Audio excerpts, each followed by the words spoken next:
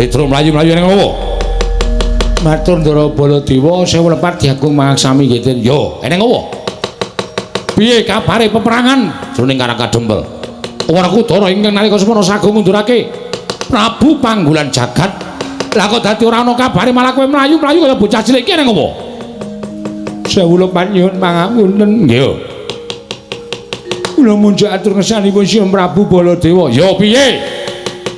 Kok semanten kula nonton ingkang sami perang Ndara Werkudara nggih majeng, Ndara Janaka nggih majeng. Yo. Pinanggih kan Prabu Panggulan Jagat sing ajeng boyong Bapak Semar. Yo sabanjure. Dumadakan sareng sami aben ajeng. Ndara Werkudara. Lho. Kowe kok nangis ngopo? Ndara Werkudara sinuwun. Bendaramu Werkudara ya kene. Ndara Werkudara kenging painah. Painah iki sapa?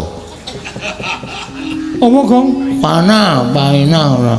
Sing apik to. Hah? Panah. Kenging panah. Ndara Werkudara nglumpruk tanpa daya. Lajeng Ndara Janaka nggih majeng.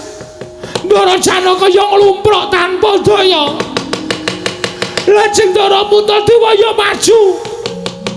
Ndara Puntadewa ya nglumpruk tanpa daya.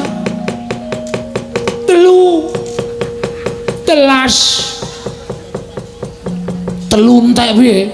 Telung piring entek. Gong ora sembrono ah. Gong ora sembrono to, pancal raimu. Ya wis. Ndara Puntadewa, Ndara Werkudara, Ndara Janaka kepikut musuh. Lah iblis larat. Gugu karepe dhewe Petrus Wingkra ratune tak golekane tak ajare legane ati.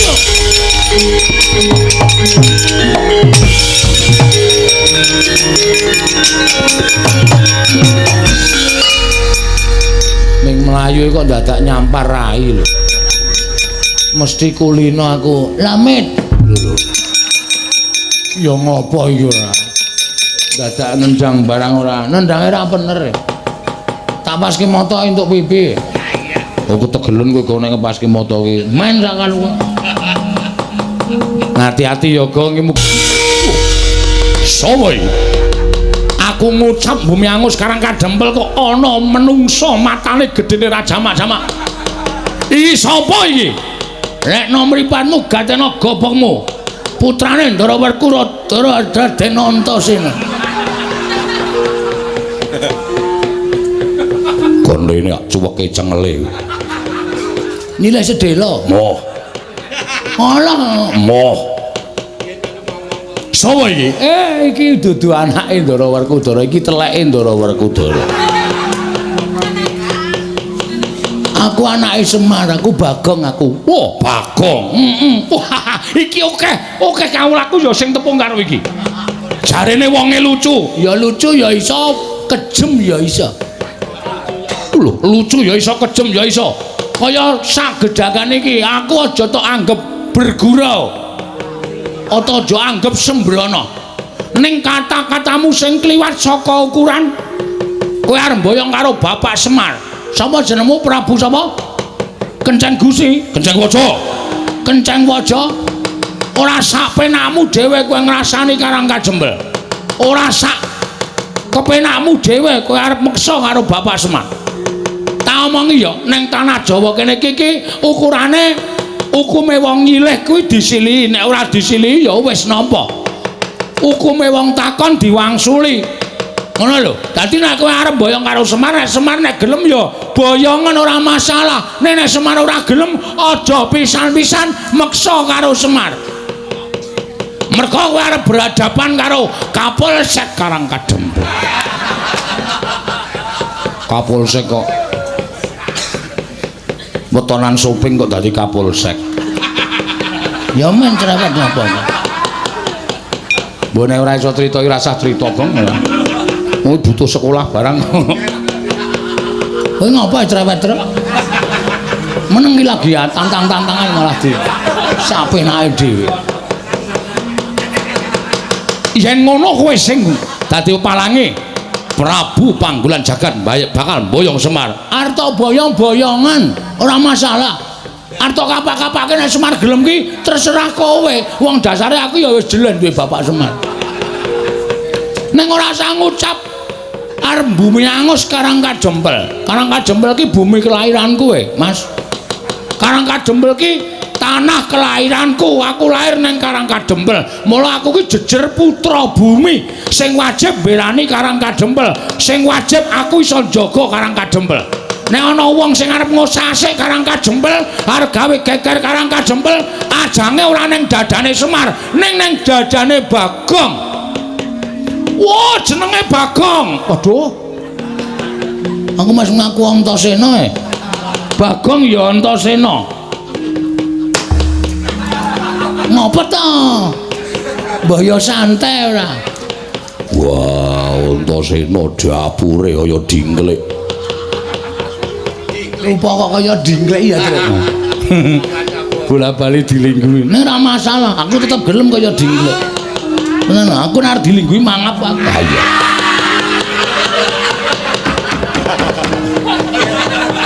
Mangap. Dadi kowe sing dadi palange Prabu Panggulan Jagat. Dasar kepara nyata.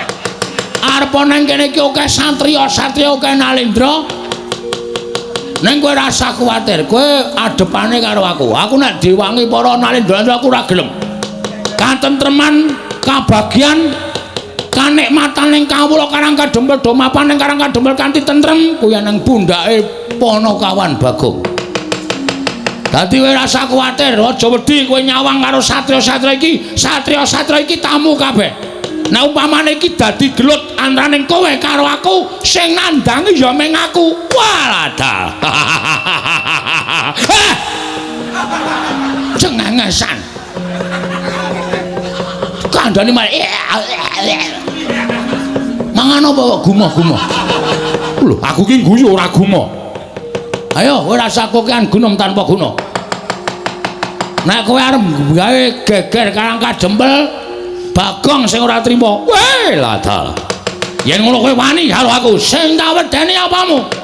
Wah, yen ngono nang endi papane wong neter kanthi dayan. Kaya apa aku sing bakal tekani mati, kowe mati aku mboyong Semar. Aku mati, Semar lestari mapan ning Karangkajempel. Weh lah kaya ngono ucapmu kowe, ha. Ora ngerti Bagong nek wis nesu tenan. Wis tok antepi kowe nandhang karo Bagong.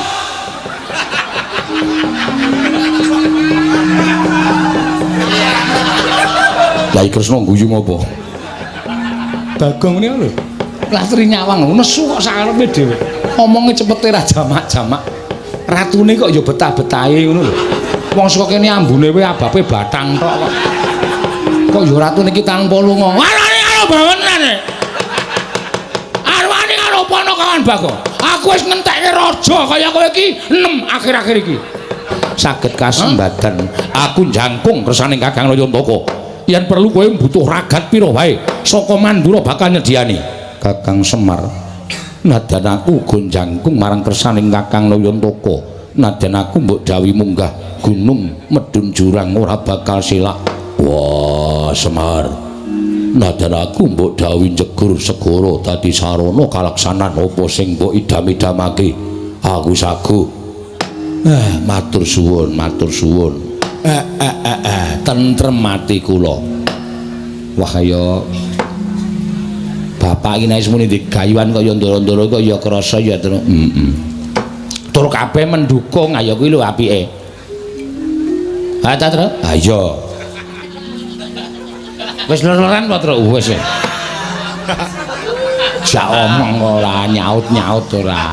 Nyambut gawe nyambut gawe sing apik ora lororan ora. Ha iya. Gumun aku aku ya gumun kok ora. Ah kowe iki meng anu jenenge ngegongi ora aku ya gumun. Pendak-pendak bapak duwe gegayuhan kok mesti ndara-ndara kuwi gruduk rawuh kabeh. Kakang Semar aku saguh mendanai apa sing dadi karepe Kakang Nayantaka. Wah Ndara Janaka ya Kakang Semar aku tok dawuh apa wae nderek. Ndara Werkudara ya Kakang Semar aku tok kon jegur segara aku ya manut. Kok Ndara Werkudara ki ora tau adus wae. Ora tau adus aram jegur segara kuwi. Maksude golek syarat srana ka bapak supaya iso kelakon penjangane sing apa sing digayuane bapak sing dikendikake mau iso kasembadan. Bapak nek muni ngono kuwi, wo itu dadi geni. Apa iya? Heeh. Wah, rasa nggawa rek. Tegese itu dadi geni iki apa sing dingendikake dadi kasunyatan. Mula deloken nadyan ki nalindra. Oh, piye? Apa ora gleleng? Pak, sing perlu tok jejeke kahanane nggonaku, Pak. Nggonamu ngopo? Wes nggonaku ki perangkate jan ora sik. Entuk bantuan watu 4 truk ya mung disokke 2 truk nggo kawula. Ngono lho. Dadi potongi ngarepe piye? Kan iki dienggo apa jenenge? Kebahagiaaning para kawula. Nek kebahagiaan kok dikethak-kethok lek arep bahagia sok kapan kawulane? Iku kudu tak urus, Pak. Wong-wong sing kaya ngono kudu disingkirake. Sabar didandani. Dandani ra iso dope ilang. Padake ban wae. Dope ilang. Mula kudu dibenerke. Arep apik ki nayakane ya kudu apik, perangkate ya kudu apik. Perangkate ora apik percuma. Sopo kuwi? Mbah aku ora kenal. Apa kowe ora ngerti rawani nyebutke jenenge? Aku ora arep ndumuk sapa-sapa, ning perlu tok cek. Iya.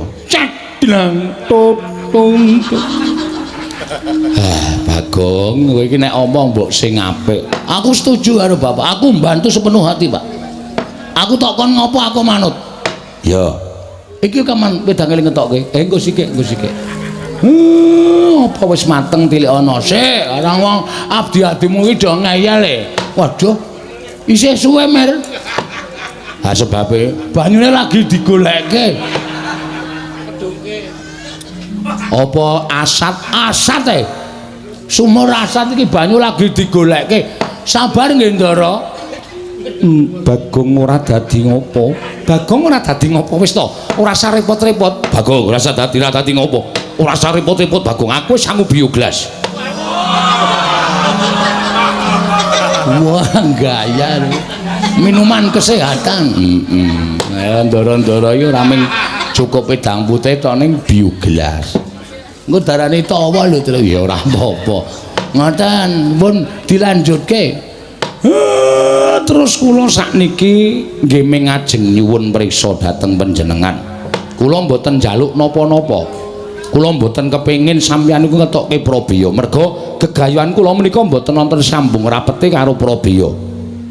Ming nyaketi penggaling para kawula, nyaketi atining para kawula supaya iso gumregah sengkut gumregut mbangun Karang Kadempel.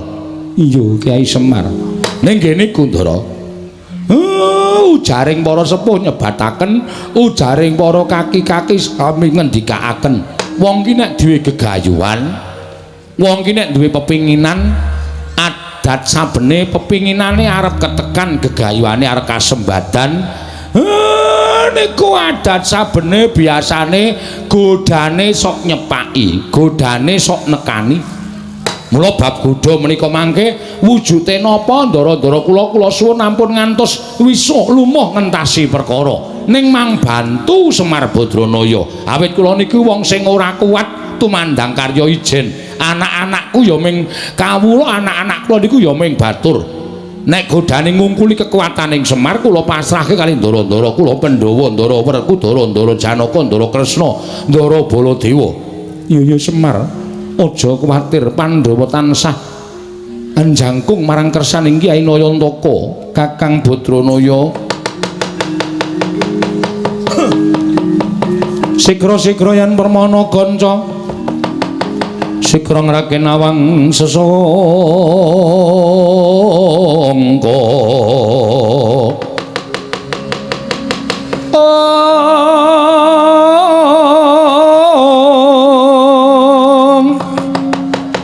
Nalindra mbak marwa sing sang katriku mulung mangrembak ing wadya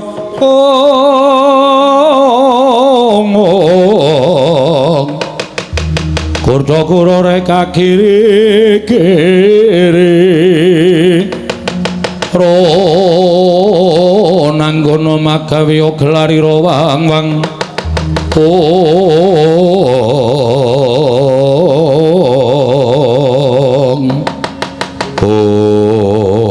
tidem madaning padukaning Karang Kadempel nalika semanten sami midhangetaken pandhipun Lurah Semar Badranaya ingkang pungkasan ndadosaken legek madaning pendhapi ing Karang Kadempel Radanata ing ngamarta Prabu Darmakusuma nglenggahi kanjut minangka wardu kanyut ujare meganten wardu jare wangeca nang durung abang durung manding dasaring pertolo kasaru geger njaba pihak ngarsa tangeping wuri kesebar bonamu apa to kang dadi darunane ora ana macan rokake gajah medha saka wandilan kejawi wonten satunggiling nalindra gagah pideksa ingkang wantun mihak stinggil madaning pendhapi ing padukuhan minggah madaning pendhapi galea-galea nganti kaya barung nganti nanggap mangrombang para kawula kanca pihak-pihak ana daya minggih dalu-dalan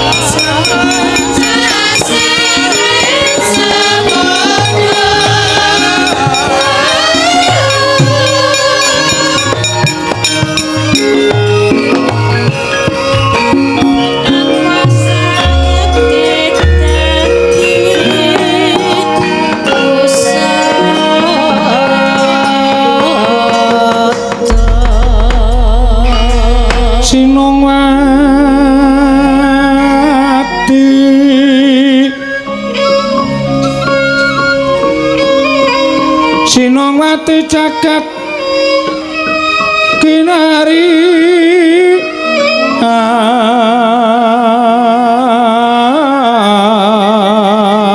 among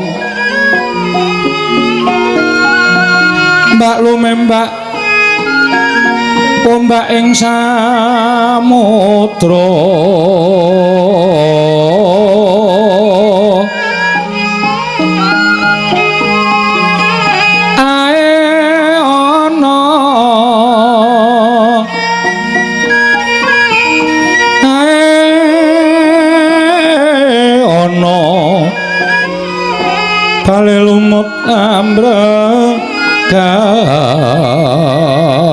ganggeng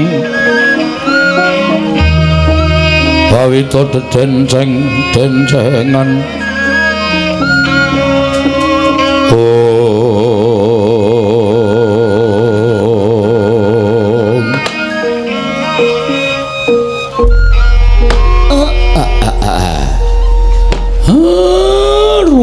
mangsa ora dolanan kelut. Iki kok malah ana Nalindra sandhangane ting Srimbang ora karu-karuan. Sajake Ratu Sugih. Iki sapa Bagong iki kancamu apa? Kok kaya Jumina ta iki? Sing sok nang omahmu ae apa? Heeh, udu. Kae sandhangane ting Srimbang ning suwek-suwek. Iki udu. Oh ya ora tepung aku, Pak. Nuwun sewu sinuwun. Sampun kula tumambuh yekti saweg sepisan menika kula wanuh.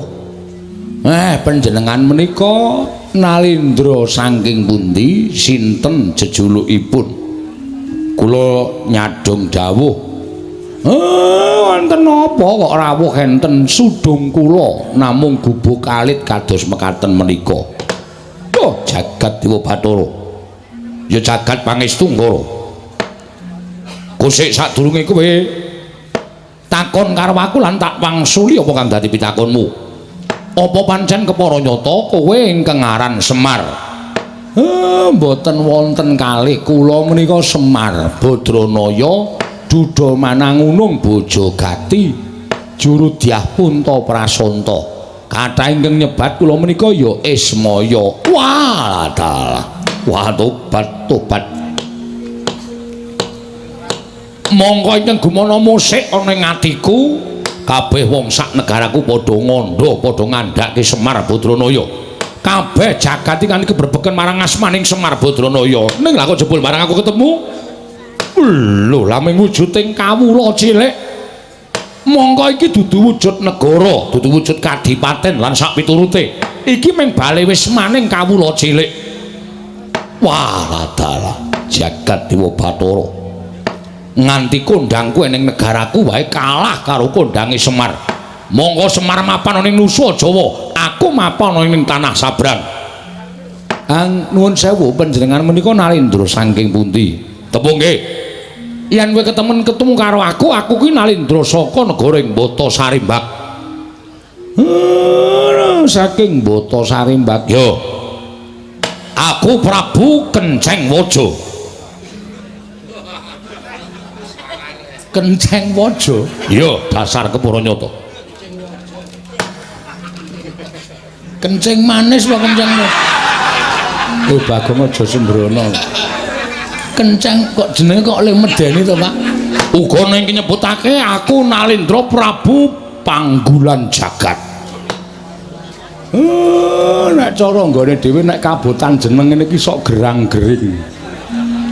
Iki kok malah teges wae. Sinuwun Prabu Panggulan Jagat saking Bata Sarimbak. Dasar para nyata. Wigatosipun menapa? Rawuh wonten ing Karang Kadempel. Kusik, aku gumun karo kowe. Gumunipun ing atase kowe iki Semar Drajating Batur. Lah kok iki akeh piyai-piyai sandhangane ora panging sandhangan cara Nalindra, saora-orane cara satriya. Iki sapa Semar?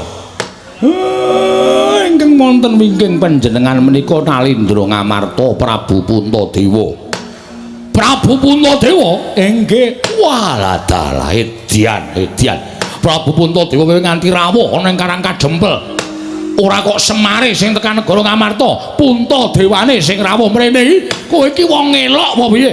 Mboten, kula namung kawula lumrah kemawon. Ingkang wonten wingkingipun menika Nalindra Ndarawati Prabu Sri Bathara Kresna. Walah edan tenan. Prabu Sri Bathara Kresna ki wong sak negaraku wis padha tepung kabeh. Nalindra kang paningal sewu, dasare titis Sang Hyang Bathara Wisnu. Rawuh mrene ora kok kowe sowan mrono. Niku pun biasa. Edan kekuwatan apa lho? Lah ming rupane kaya ngono kok ratu-ratu do tekan kene. Ingkang wingking menika Prabu Baladewa. Prabu Baladewa, ratu saka negari Mandura. Walah dalek. Lah iku sing dhuwur dumati lho. Niki ndara kula Ndara Werkudara. Sapa? Ndara Werkudara. Ndara Werkudara. Raden Werkudara Bratasena. Nggih. Wah, iki. aku kanugrahan. Aku iki kedhianan karo Raden Bratasena, satriya sekti kalintang jayaning perang bebasan tinatah mendat jero menter tinumbak bengkung sinuduk putung. Neng negaraku Semar kuwi tak kandhani. Kawulaku padha kedanan karo Raden Bratasena nganti omahe dipasang gambare Raden Bratasena. Wah, mergo saka kondange Raden Bratasena saka nggone Digdaya kliwat saka ukuran menungsa lumrah. Mangke riyen to. Kawula sampeyan niku majang gambare ndara kula. Iya. Kok mboten majang gambar sampeyan? Mongko sampeyan niku sing dadi ratune kawula sampeyan, kok gambar sampeyan mboten dipajang napa mboten lara ati? Lho, lara ati nggo ngopo? Aku mbutuhke kawulaku kuwi biyen dek nalika aku golek swara. Saiki aku wis dadi arep majang celeng ya sakarepe. Arep majang Werkudara ya sakarepe. Sing penting suarane wis milih aku wis dadi ratu. Aku ngenyam kamukten. Aku dadi wong mukti kawibawa Cakrawati Mbau Dendha ana ing negara ing Batasarimbak. Kawulaku melet-melet ya mudhara. Iki termasuk nganu reng, termasuk apa pemain bal apa? Turu apa reng? Heeh. Ayo mau ngelekke aku saiki gendhe kowe. Ler-lerane truk enak banget. Iya. Wah, edan-edan. Yo Semar. Aku ngakoni yen to kowe iki wong kondang. Aku ngakoni yen to kowe iki wong pinter. Ora aneh mula sangganing para satriya-satriya, pepethinganing para satriya, mustikaning satriya padha sumuyut nungkul marang Semar Badranaya. Biya-biya. Ha nggih, sakniki kula tak nyuwun prisa. Sinuwun Prabu sinten wau Kenceng Waja. Kenceng Waja. Ya Prabu Panggulan Jagat. Nggih Prabu Panggulan Jagat menika rawuh mriki badhe menapa? Semar. Wonten dawuh. Aku kuwi sedih.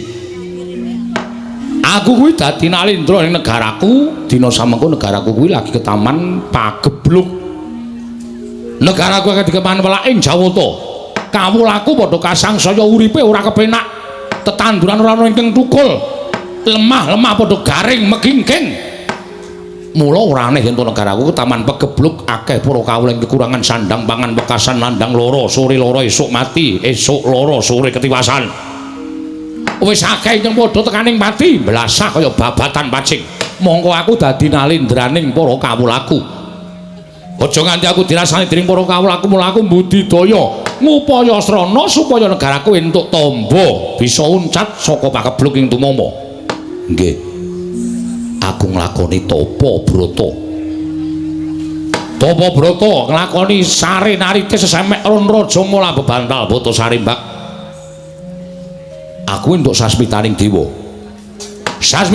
ingkang tak tampa negaraku bisa waluya nirmala temajati jati temah mulya yen to ora mung telung kedheping netra ditunggoni dening Semar Badranaya mula sowan kono ngersaning Semar iki kowe gelem kowe tak boyong ning negaraku ra ketang mung sedina sewengi kowe nginepa ning negaraku dadi srana waluyaning praja negara Batasarimbak ya prajaku Mar yen kowe kepengin njaluk pitukon apa kowe tak boyong ning negaraku sedina wae kowe njaluk dibayar apa tak bayar pirang miliar pirang triliun tak bayar kenceng ora-orane nek tak cicil tak bayar apa kowe njaluk omah kowe budal ning negaraku omahmu iki tak bongkar tak bangun sak kedheping netra kowe wis duwe kraton ing magrong apa kowe njaluk sandangan sing apik ya jarikmu wis ora wangun dienggo ganti jarik sing prada mas aja men suwengan lombok abang suweng inten sak kurungan jago nek ora kewer-kewer kupingmu ning tak sembadani nggih apa kowe njaluk kalung kesehatan mesti bakal tak paringi supaya uripmu tambah dawa watuk-watuk ilang sesek ora bakal tumama panu kadas kurap ilang kabeh kita iki ratu bekas bakul obat kita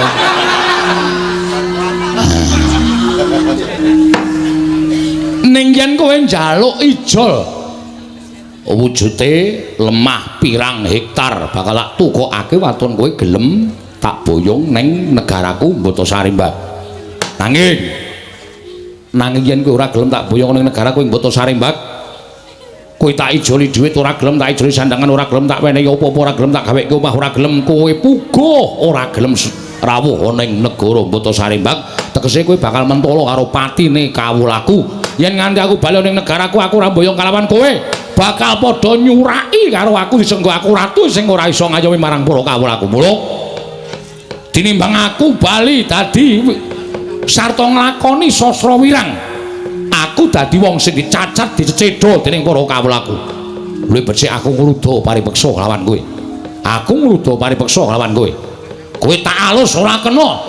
Yen perlu tak kasar, yen kowe ora gelem tak boyong ana ing negaraku, tinimbang aku ning negaraku mung dicacat dening para kawulaku, mati ning kene tak lakoni. Negaramu utawa Karang Kadempel tak bumi angus legane atiku.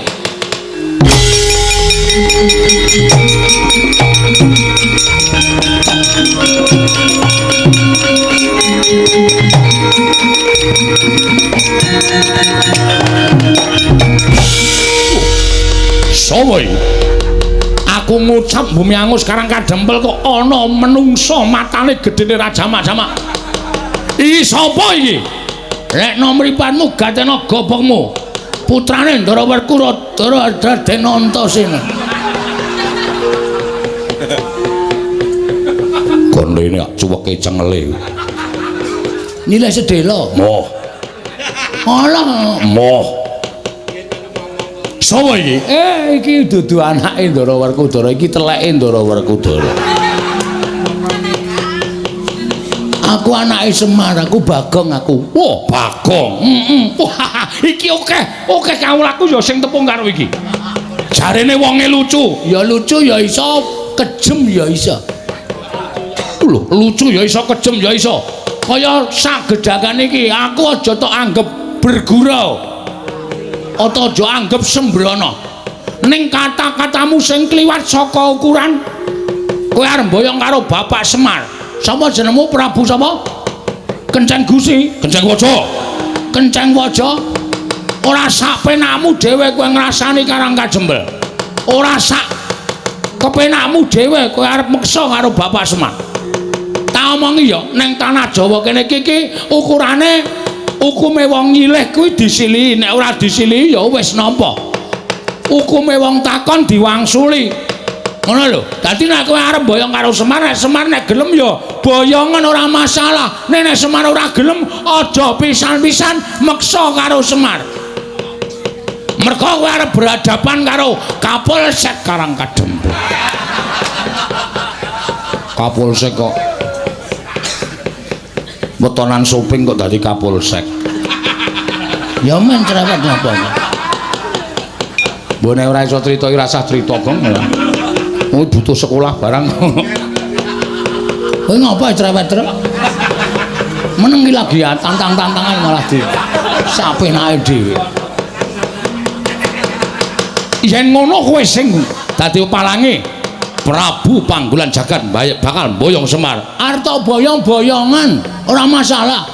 Arta kapak-kapake nek Semar gelem ki terserah kowe. Wong dasare aku ya wis jelen duwe Bapak Semar. Neng ora usah ngucap arep bumi angus Karang Kadempel. Karang Kadempel ki bumi kelahiranku Mas.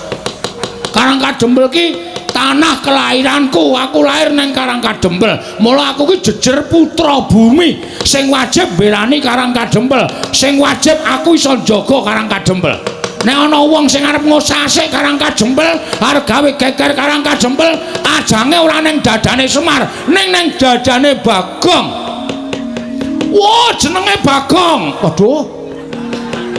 Aku mas ngaku Antasena Bagong ya Antasena. Ngapa ta? Mbah ya santai ora. Wah, Antasena dapure kaya dingklek. Rupa kok kaya dingklek ya, Tru. Bola-bali dilingguhi. Nek ora masalah, aku tetep gelem kaya dingklek. Tenan, aku nek dilingguhi mangap aku. Ah iya.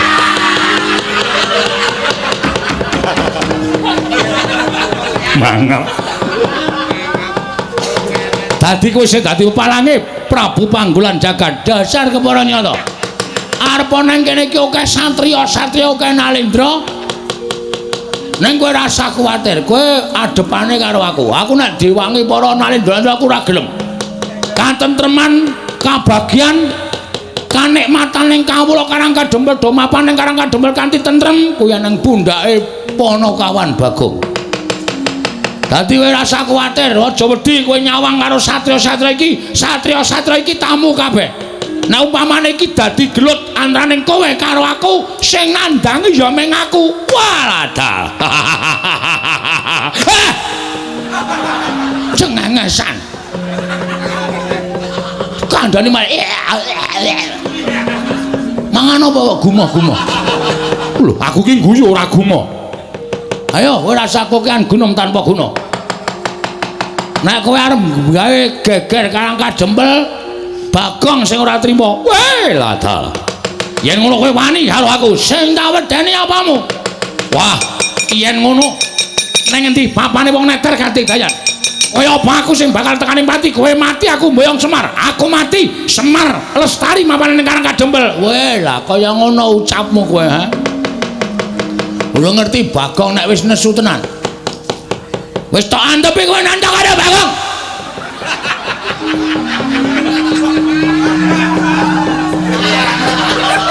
Lah Kresna guyu ngopo?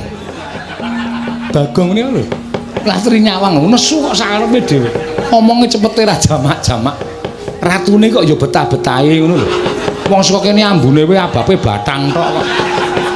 Kok ya ratune iki tanpa lunga. Warane karo bawenan. Arwani karo Panakawan Bagong. Aku wis ngentekke raja kaya kowe iki 6 akhir-akhir iki. Hah?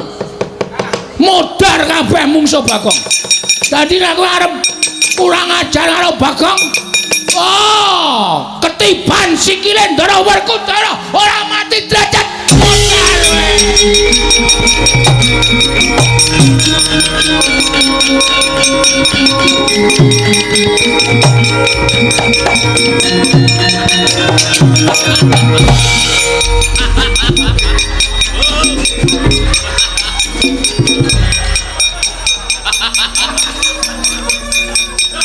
wah, ora ana centelane apa? Ora ana iki ora tak gawe ning tenanan lho.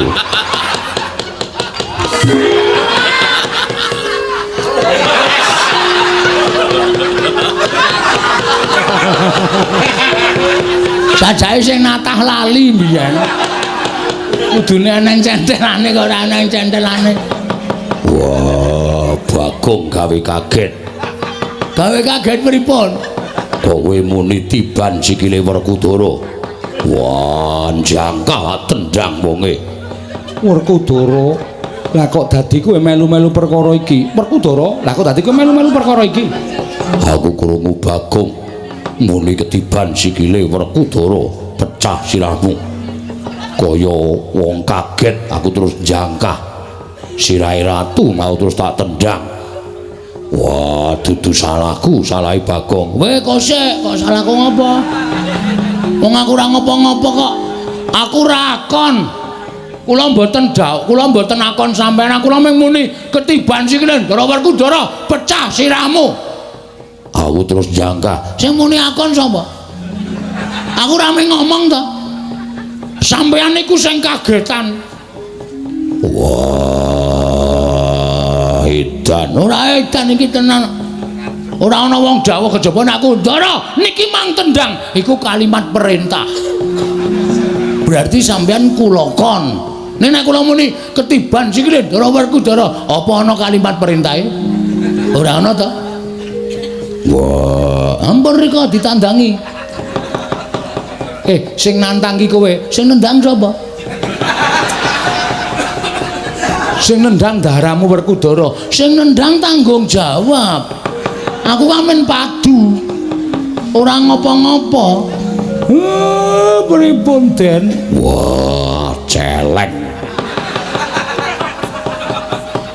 Kapusan karo Bagong. Lah wong niku kudu nganggo pikiran, kudu nganggo.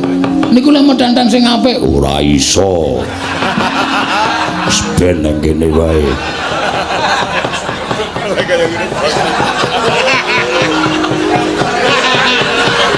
Sajake lali dinggeti sithik ngono lho. Men kukune niku cemantel dadi. Niki aluse ra jama-jama iki dadi bablas. Iya. Menika ditandangi. Wah, edan. Ora edan ya tanggung jawab kok edan piye? Sing nendang sampean kok. Masa sing nendang sampean sing temandang kula ya geseh. Wong kula niku mung nantangke kok. Kula mung mangsuli omongane ratu. Kowe mau nganggo tembung kaya ngono mau tumrap aku kuwi didhawuhi. Anak kula niku ratu napa-napa. Wong kula niku Panakawan kok dawuh bendara ya ora mungkin. Wah, ning yo tak kira-kira bener Bagong. Bagong ki ora ana tembung akon karo Werkudara. Mesine Werkudara kudune tanggap karo ukarane Bagong, aja kok sakapenake dhewe. Gandeng sing nendang Werkudara sing tanggung jawab Werkudara. Oh, dan ora balaku keh. Ayo, pripun? Werkudara? Iya. Bagong bener kok. Lah wong nyatane Bagong mau nipe Bagong? Ketiban sikile Werkudara. Lho, kuwi ora ana ukara dawuh to. Ora ana ukara nyuwun tulung, ora ana ukara sing Bagong kuwi akon karo Werkudara. Ya mung kowe iki sing lagi kaget. Wah, leran. Bocah nular kok reng. Mau aku kowe terus saiki ndoro Werkudara. Nggih terus ndoro Janaka. Oh, apa Bagong wetruk edan ora. Ampun sare. Ora beda. Lah kok gagap-gagap to. Mak tratap aku. Werkudara nek ora iso nglampungi tegese siadi. Iso miwiti ning ora iso ngrampungi, iso nggelar ora iso nggulung. Aku moh yen to duwe kadang iso miwiti ning ora iso ngrampungi tegese ora tanggung jawab. Wah, edan.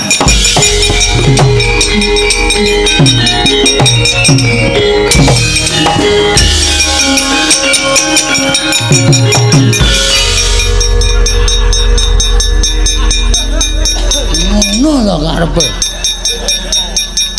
Mengar lungae kok ngantel ndas. Wer, Gong. Nek krungu lho. Ora ngajar ora penyakit ora tututane lho. Aja rasa. Aku padake cajire piye? Dianggep aku wong lho wedi karo Ndara Werkudara. Tuwa-tuwa Bagong, ame mlayu kok ngantel sirah. Iki perkarane ratu ora karo Werkudara. Ning saiki diganti Werkudara karo Bagong. Gong, rasa edan kok. Ora tututi.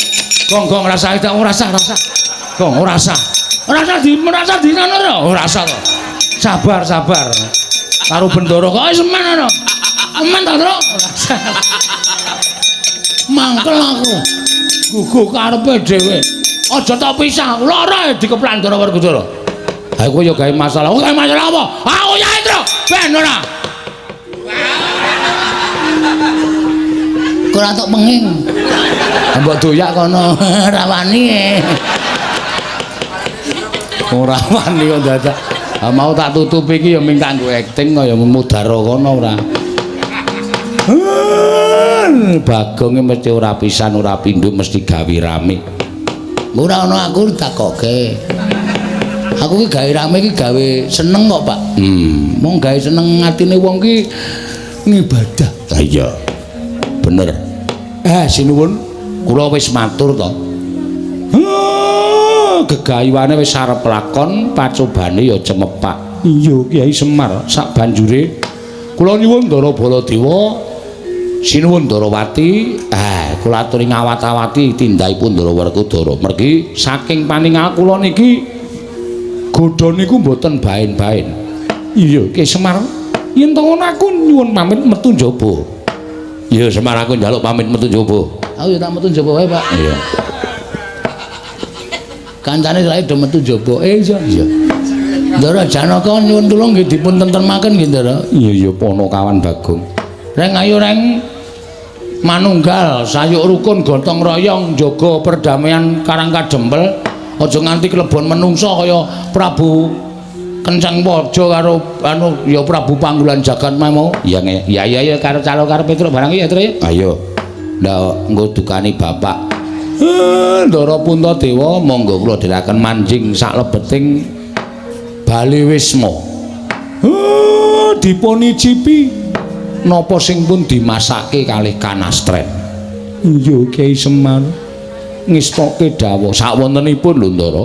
Daharanipun boten kados teng kraton. Iya Kyai Semar ora dadi ngopo. Bagong Tilikana mbokmu wis rampung urung tak kembul dahar karo ndaraku. Siap.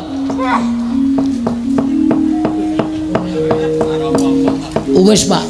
Syukur. Jangan lombok. Tempe. Ora ana iwak-iwak apa to apa. Ana siji pupu tak icipin tak Pak.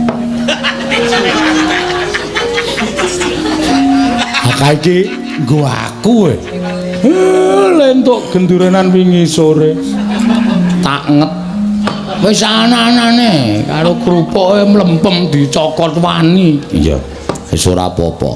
Monggo Den. Sami mlempak wonten ing sudung kula sarwi sesanti kamulyanipun mugi tansah manggya yuwana.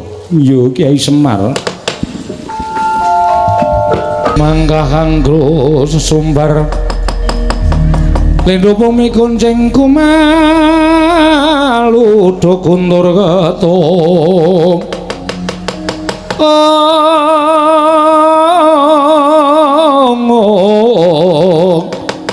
lumembak penyukang kumambang dosang Wisnu Bathara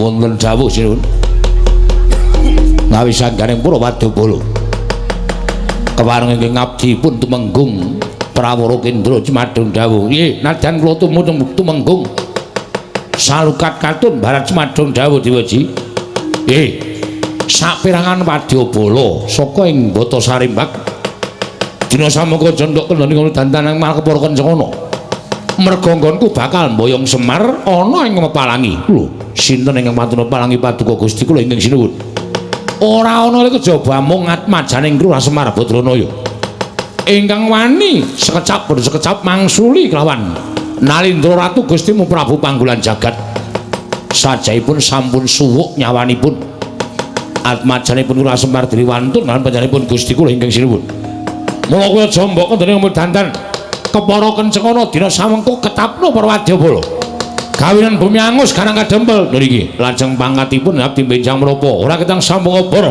colok lintang mangkato dina iki nuwun ngestaken dawuh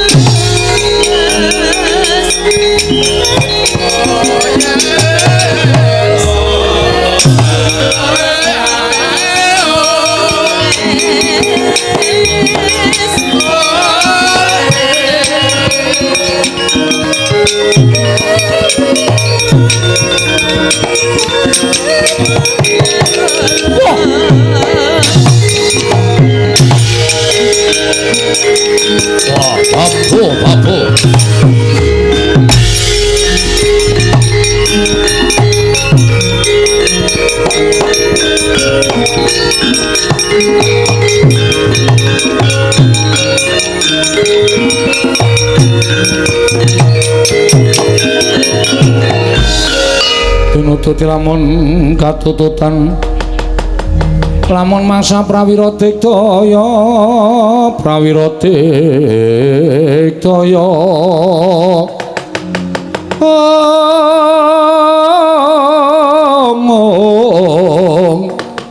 ora ngono magawe gelari rawang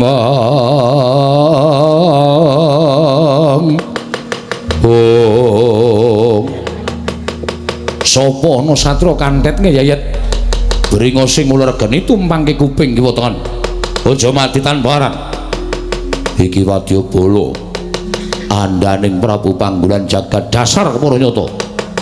Sapa lho dhisik ngaku?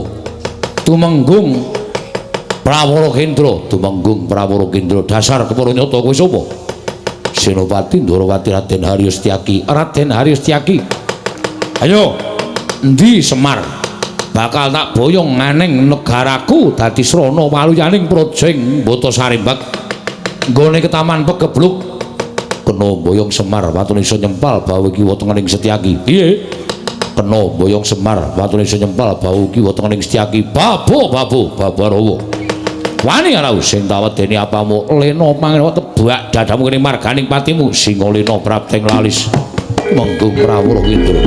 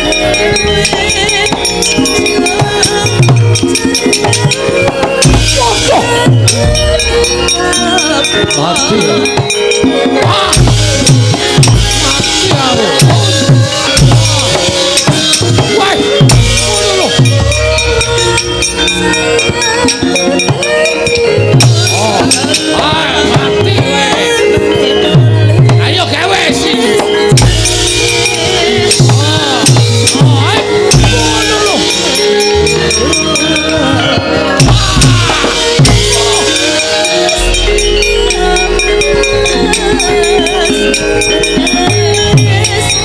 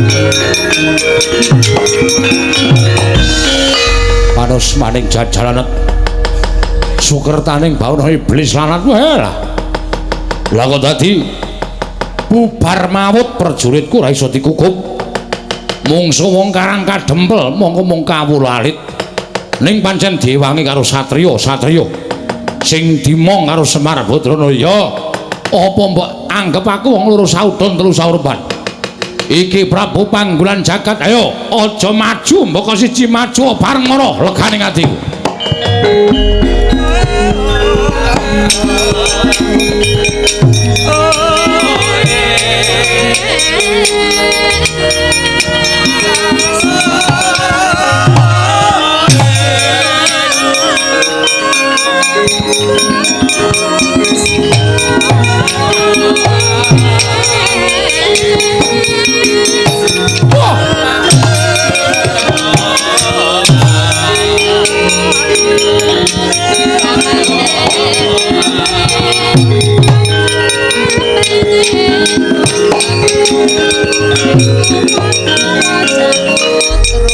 Soy Raden Setyaki dasar Puranyata kowe Prabu Panggulan Jagat yo ayo Ndi Semar tak boyonge marang negaraku dadi sarana waliyaning projeng Mbata Sarimbak iso boyong Semar Badranaya lamun iso nglangkahi kuwandaning Setyaki piye iso nglangkahi kuwandaning Setyaki sumuk nyawamu pengen meruput tinjo kayuwanganing Bathara Yamadipati kowe pengen mati mungsu Prabu Panggulan Jagat kelakon penjagamu ora usah kuken pepanggal kene margani pati walat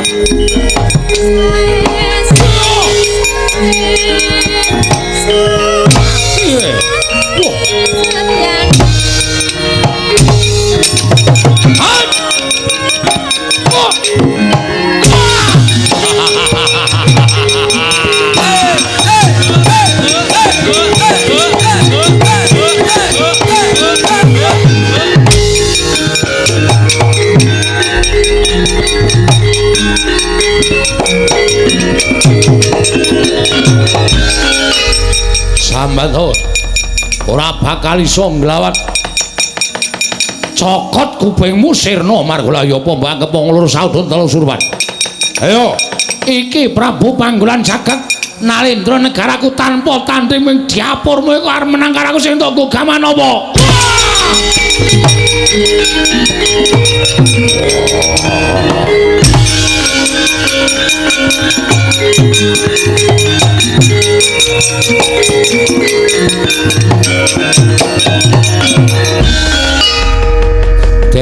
Den Ndara Setyaki wongmu Ndara sampeyan iku Senopati Negari Ndarawati kok dicokot karo ratu kaya ngoten kok terus gletak oh ngisin-isinke ora sembadane maju nomor 1 kok mung dicokot ratu kaya ngoten kok njero ora eling Purwadasira niku nek cara kula isin wongmu Den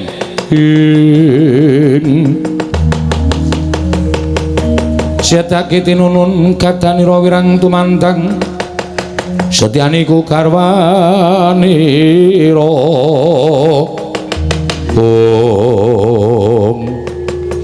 Petro non ora ngerti sangkan parane nyokot karo janggaku nganti ora eling wah Ndarawerku Dara ngamuk lagi sumbar-sumbar sing kadohan crurut jelek dindleki sirahe ratune mau nggih mati apa ora mboten ngerti wong waduh mati aku Ndarawerku Dara mlayu mriko nututi ora pati nduga ngono yen perlu dikrubutak krubute karo Kakang Mas Yodipati pun monggo mawon watone karang kadempel tentrem ajeng cara pripun mawon kula ndek terus yo terus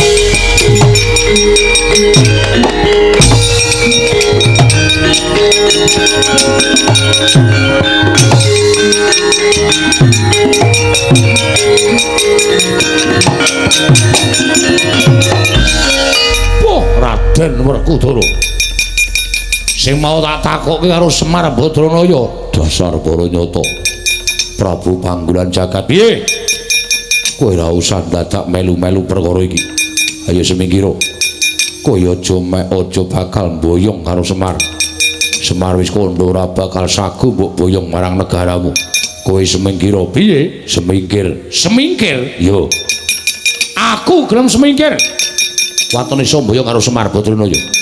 Sapa sing ngalang-alangi sedyaning Prabu Panggolan Jagat aja kok jamak lumrahing menungso. Dewa mudhun wae aku ora bakal mundur secangkah.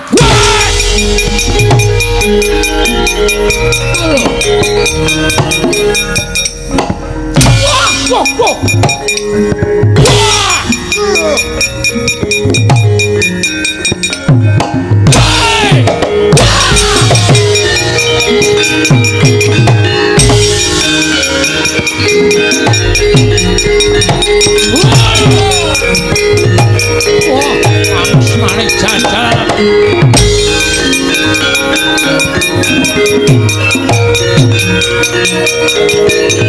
Oh, mati weh. Pecah aja wah.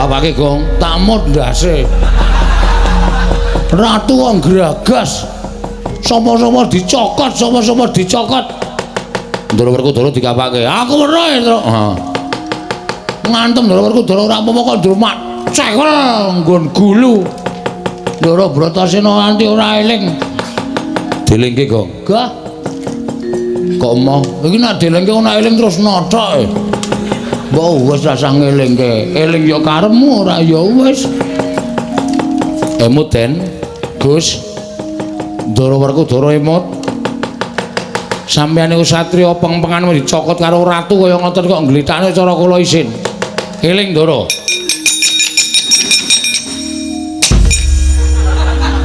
kok kowe bener Bagong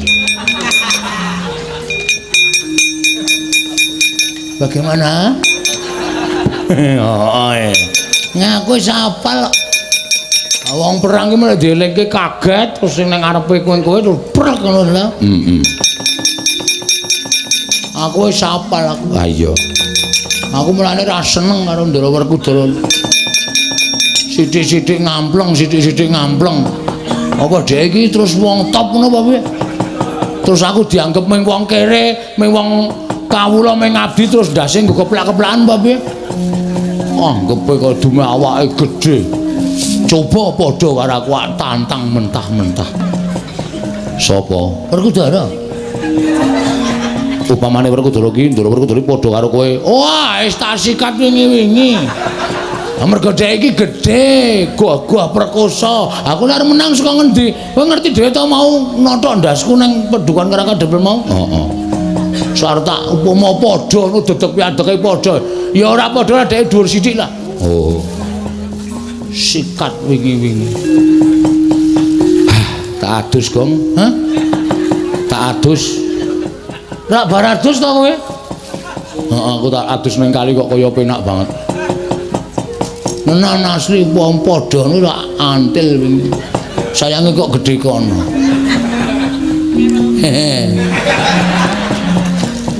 Sowo sing padha karo kowe? Petro. Petro apa aku? Petro. Masa karo sampean kok wani ya ora mungkin. Wah, aku wis mau nang kene. Wis krungu kabeh. Wo. Oh, Iya. Iya, dirampungke saiki apa piye? tak rampungke dhewe mawon. Pun mboten sadewangi pun bejo cilaka bunga tak rampungane dhewe. Wah, Ponokawan edan. Karo Bendara arep wani. Sampeyan ya plak-plak kok kali kula. Sampeyan ora plak-plak tak lamun kula ngrasani elek. Mula sosok niku ora sok dasdes-dasdes. Sirah disembah anak bojone nang omahe nang ngene nggo keplak-keplakan. Tuwa kula karo sampeyan. Lho sak kepenake dhewe ora. Nek kuwalat piye? Aku ngerti cilikamu ning kowe ora ngerti cilik aku. Wah, ya wis. Ya wis piye? Hah? Aku mau nek terus-terusan nderekke sampean kok dasdes-dasdes. Moh ya wis rasah melu aku. Golek juragan liya. Ora apa-apa. Ora minggat to. Wis melu kowe wae lah. Iya, Gong. Ora mempan lekku Anu kono kemakon aku mah ditundung kon golek juragan liya. Wah, Prabu Panggulan Jagat aja nyokot karo Werkudara, ayo adu tangkepin aja pantahan bau.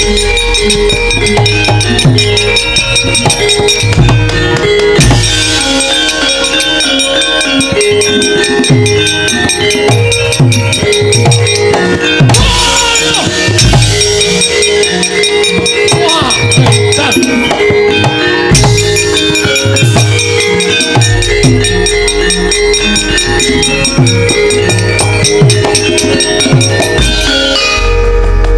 menungso ratatanan kekuatane ngedap-edapi piye ya.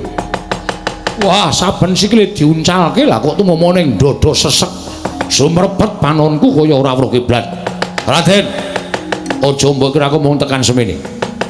Kowe kuat nadai pusakaku Kyai Candrawirayang. Kowe iso urip kena Candrawirayang. Cilike kowe isih iso ngadeg aja dundang Prabu Panggulan Jagat. Lakon tak tibani pusaka Candrawirayang kowe ngletak ora eling dadi bandaning Prabu Panggulan Jagat keparat.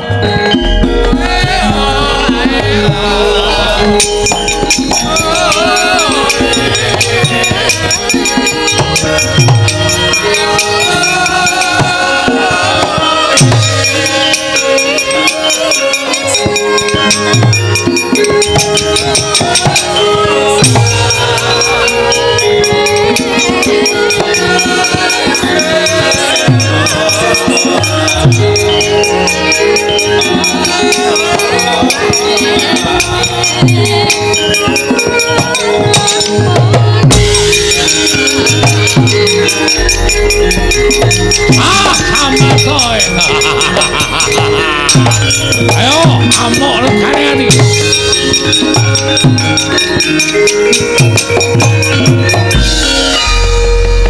Kena pusakaku kelumpruk tanpa daya. Nadan ora tekaning pati nanging kowe ora duwe kekuatan pepes bayu kang tapis Werkudara. Prajurit Bondo tangane krincung sikile leboke pakun jalan si Werkudara. Iya.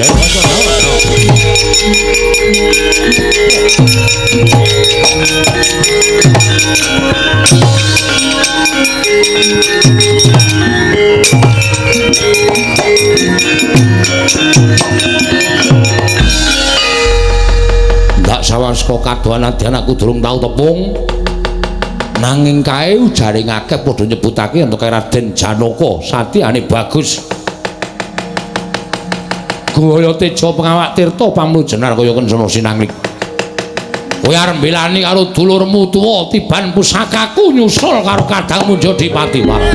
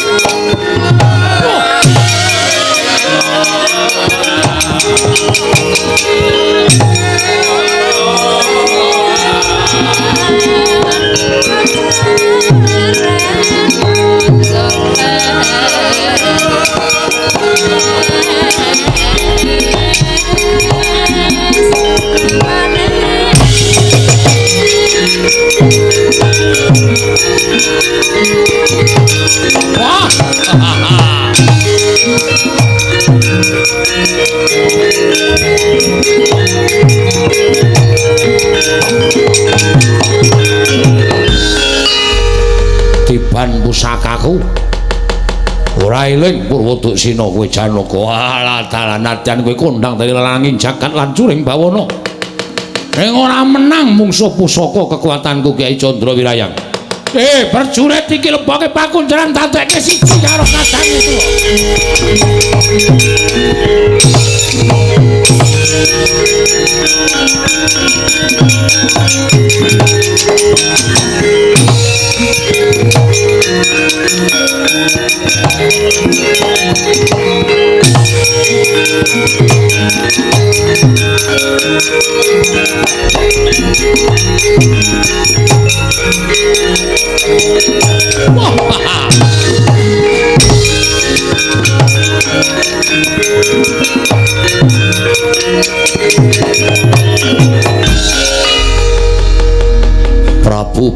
Puntadewa. Inggih sinuwun. Sewu-sewu kalepatanipun ingkang abdi tadah wadana. Ngantos kula wantun merpeki dhateng jengandika Gusti kula ingkang sinuwun ing Pambata Sarimbak. Sinuwun Prabu Panggulan Jagat. Krana kula sampun nyumurupi bilih kadang kula kekalih Werkudara lan Janaka. Sami kapuping Rana Madyalaga kawon tanding kaliyan jengandika Gusti kula Sanata. Mila menawi kula ngantos kecalan kadang kula kekalih menika paribasanipun sarah mungguing lautan wastra lungset wonten ing sampiran. Sampun boten wonten ginanipun menapa-menapa. Mila dinten sakmangke menawi kadang kula kekalih menika mboten kawaluyakaken tuwin mboten kawangsulaken dhateng ingkang rayi abdipun Puntadewa. Pengajaping manah kula mboten nedya gesang nanging malah nedya sumusul dhateng kadang kula kekalih sinuwun. Dalah bagus. Yen ngono kowe banget tresna karo adimu Sakulon Werkudara Putune Janaka ing tak rangket. Ingin padha tak bondo, tangane tak krincung sikile wis ora iso glawat. Babar pisan monggo kula aturi bondo ingkang abdipun Puntadewa. Katunggalna kalian para Pandhawa sanesipun lajeng sakmangke ginanipun menapa menawi kula gesang menika namung ijen datan para wak. Mboten wonten sederek miwah mboten wonten kadang. Kula ingkang saking menika kula pasrah bongkokan dhateng paduka Gusti kula ingkang Sun Prabu Panggulan Jagat. Prajurit bondo lebake pakunjaran Puntadewa.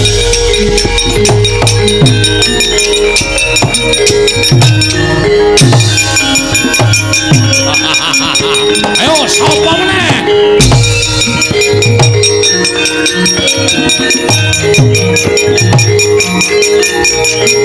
Wes yo.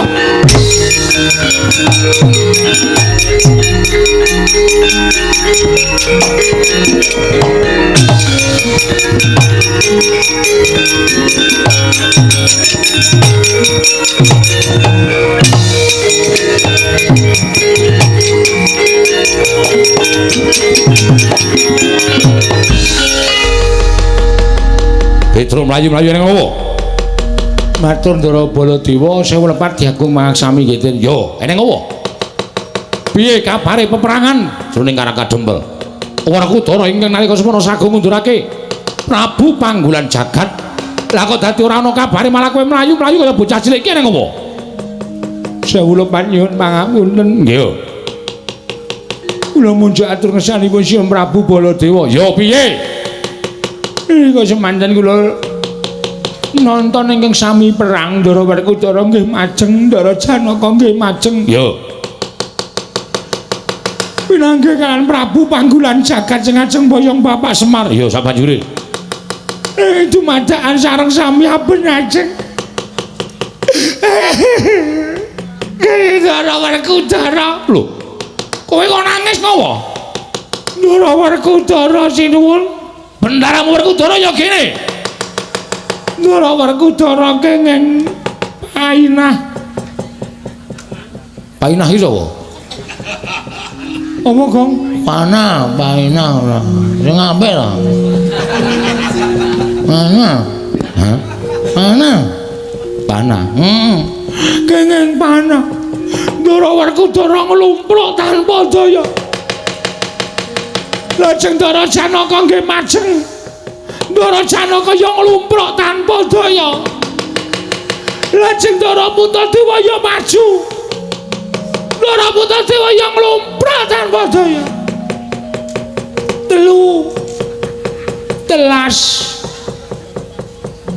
Telu entek piye? Telung piring entek. Gong ora sembrono ah. Gong ora sembrono to, pancal raimu. Ya wis. Terus. Ndara Puntadewa, Ndara Werkudara, Ndara Janaka kepikut musuh. Lah iblis larat. Gugu karepe dhewe Petrus Wingkra ratune tak golekane tak ajare legane ati yo.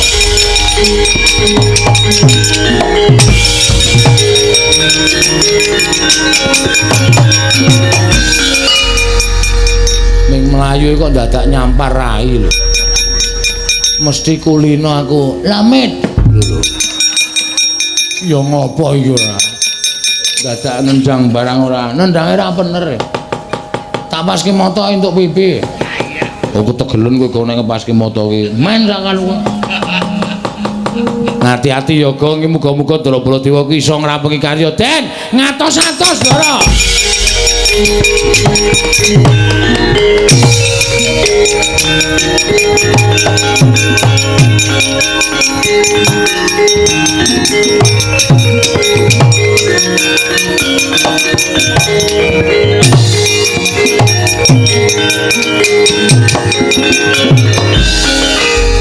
Nalindra Mandura Prabu Baladewa, aku ora butuh Baladewa.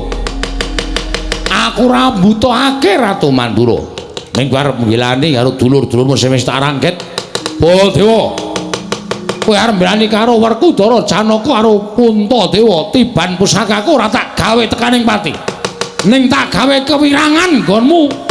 Urip ana ing alam padang saka panguwasaning Kyai Candrawirayang Baladewa.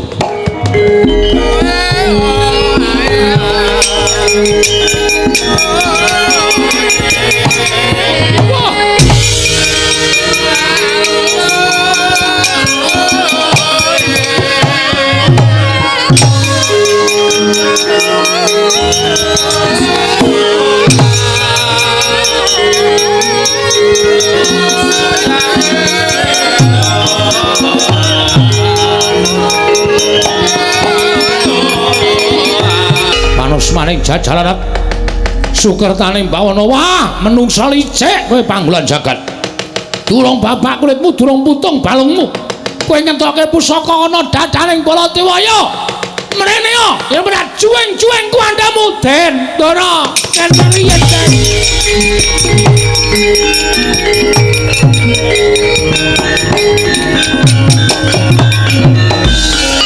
Petro ngopo Petro Petro ngopo sampean kok mboten krasa sampean le tumbas jaket teng pundi jaket dengkulmu mlocot iki aku arep nesu nggih ning sabar iki mengko sampean ngerti niku mesti sok kucinge sapa ya Tru kucinge sapa dengkulmu mlocot ora apa iki anggodo anggura ngarani anggura kok anggodo iki munyuk kok sing riwe-riwe lho ha iya kae anggura oh gedhe tenan iki jumbo iki kowe ngerti ora Gong iso apa Gong mbuh Den piye ngerti ra lho kok iso ngono aku dhewe ya ora ngerti ming Prabu Panggolan Jagat kok ngeculke selang biru mana selang iki apa kaya ngene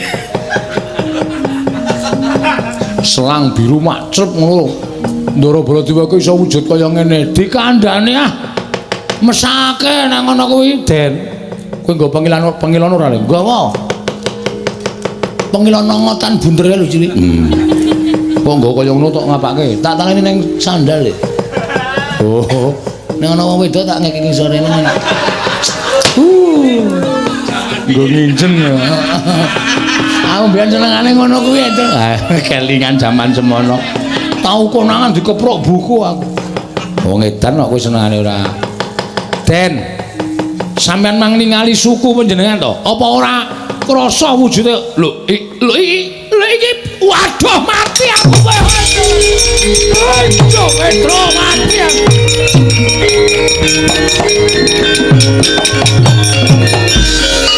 waduh mati Petro iki aku piye iki Petro iki aku dadi kaya ngene iki piye Petro lho dhewe ya ora ngerti sampean geng-geng panah nesu-nesu wae terus ngerti-ngerti wonten kebul makbul ilang wujude Ndara Baladewa wujud macan waduh Petro ati aku lha iki aku ora iso bali nang Mandura nek wujud kaya ngene iki iki piye Petro kula dhewe ya radong ratune ya digdaya tenan piye Gong ana manut aku golek sirkus iki didol ning sirkus payu larang Tru tenan Tru macan bisa bicara Bagong tak kletak dasmu mudhar ora kowe Ora sembrono aku ki ratu, Gustimu didaning sirkus ki apa? Lah sak dijelaske nek malah butuh wektu. Ngeten mawon. Piye, Petro? Sowan Bapak Semar. Sampeyan wujud kaya ngeten iki kok sebabe apa, jalanane apa lan kudu kepiye? Niku sowan Bapak. Bapak yakin iso mernake kalih Ndara Baladewa sing wujud kaya ngeten iki.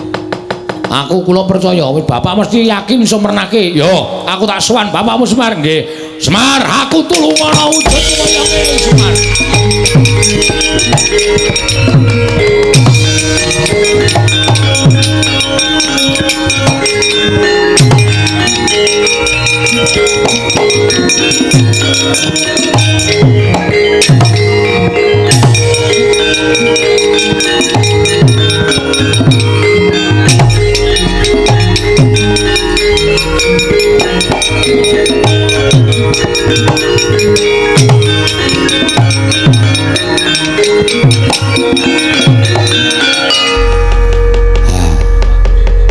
Petro iki sapa Petro? Niki sinten napa Ndara Baladewa, Pak? Ndaramu Baladewa? Nggih. Lah kena ngapa? Kula ngetutke kena panah terus dumadakan wuran wujud dadi Sardula kaya ngeten iki. Blegegek sadulita mel Semar mati aku. Aku tulungono Semar, aku tulungono Semar piye kanane kaya ngene iki. Nggih. Nuwun sewu, niku sampean ora luput ora kleru ning pancen niyate diwirang-wirangke karo panggulan jagat. Pusakane panggulan jagat pancen digdaya. Napa sing dikarepe panggulan jagat iso kaleksanan iso kasembadan ketitik sampeyan kena pusaka iso dadi Sardula kaya ngoten. Aku ora iso bali nang negara Mandura. Aku tulungono Semar. Aku tulungono iso bali nang negara Mandura pulih kaya wingi wujud nata Mandura Prabu Baladewa. Nggih, nggih.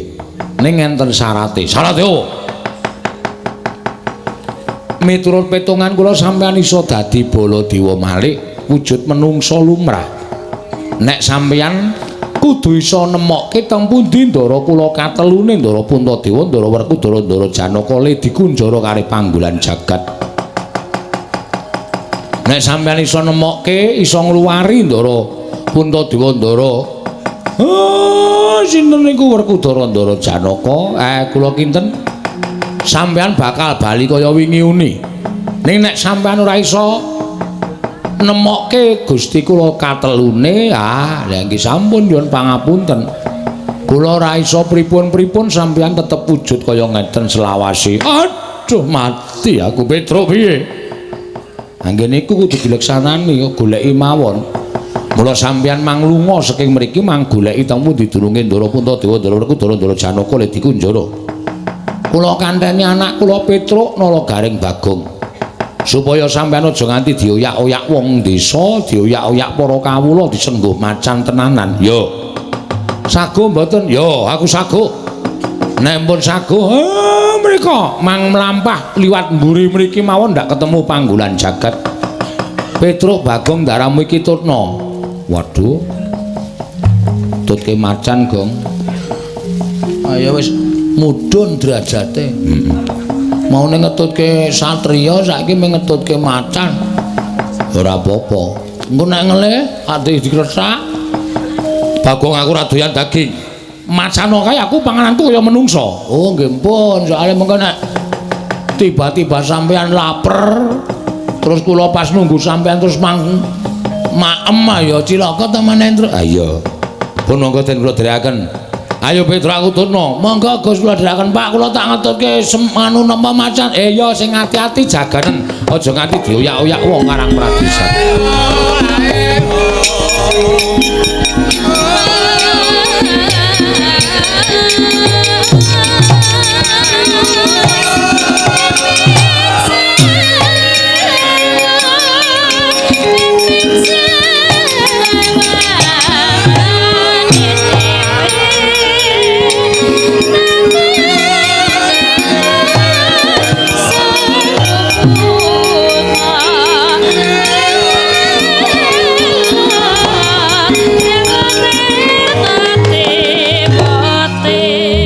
bingung liwong penggaling Lurah Semar Badranaya nalika semanten sigra amendhet sumping Lombok Abang binanting wonten ing Bantala ical wujuding sumping Lombok Abang wentek ana wujud Kyai Semar jebles datan ginggang sarikma kaya jambe sinigar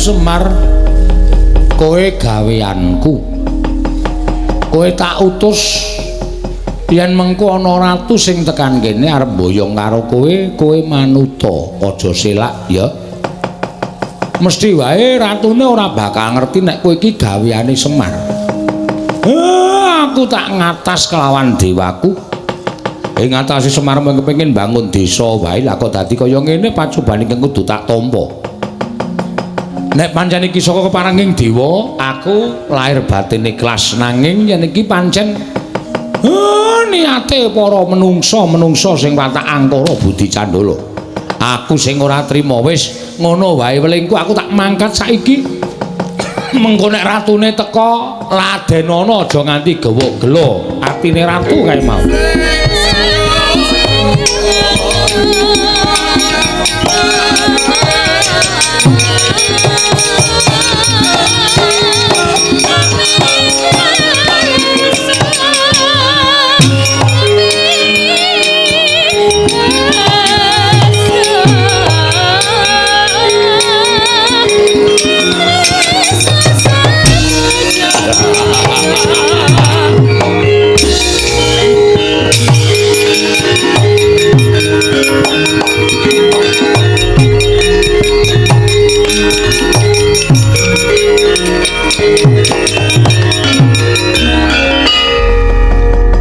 nadyan kowe dipageri karo menungsa sing padha tresna karo kowe nang nyatane kabeh ora ana ingkang monggo pulya mungsuh aku Swar dina iki kelakon penjangkangmu bakal mboyong karo kowe ming dijaluki tulung supaya gawe srana negaraku kilang pagebluk lah kok dadi kowe malah sajake ngewak-ewakake ngias ayo kowe saiki ora ana sing bakal menehi pengayoman karo kowe gelem ora gelem tak boyong marang negaraku Semar lho malah ming mesam-mesem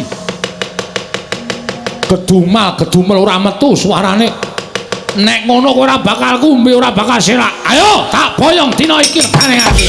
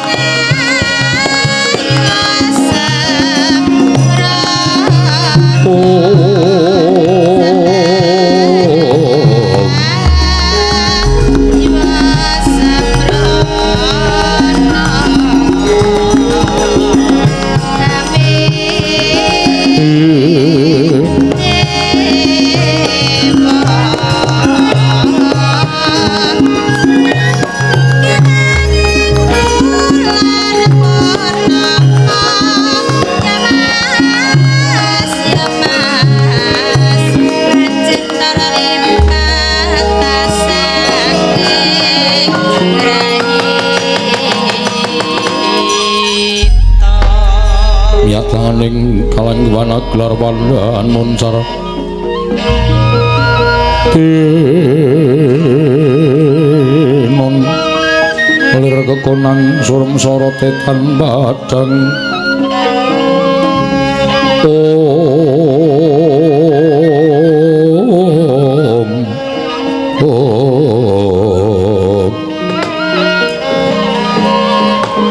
Nolo garing dalem den Petro wonten dawuh Ndara Ponokawan Bagong wonten timbalan.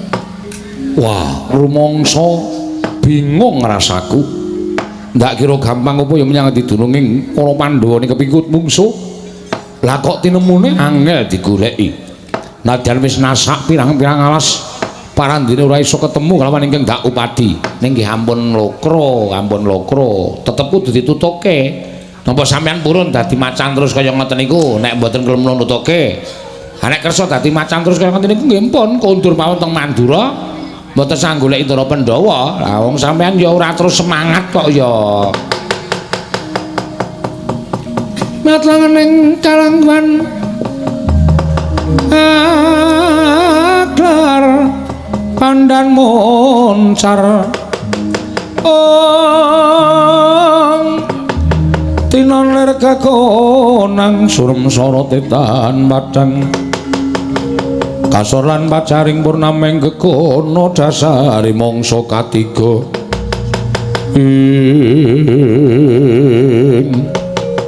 yen to pancen kaya mengkono ayo Nolo garing Petro Bagong goleki meneh menyang endi papan jenenge para Pandhawa ngene iki mlebu teng pakunjaran monggo Gus kula derekaken monggo Den Utawa Pandhawa tata Gatisraya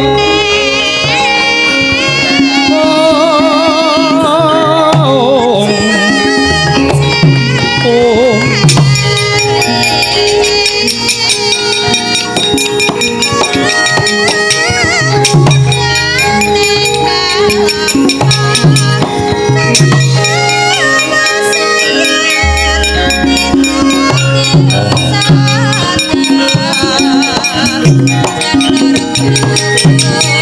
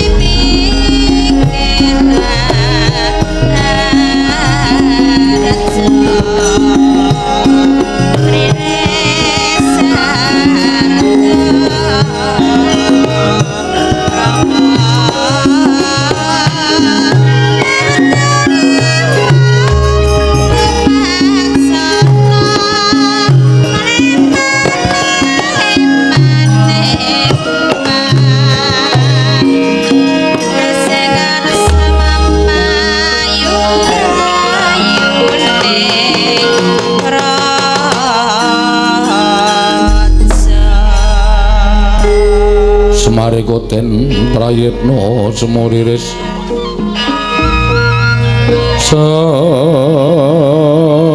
semuriris eko balik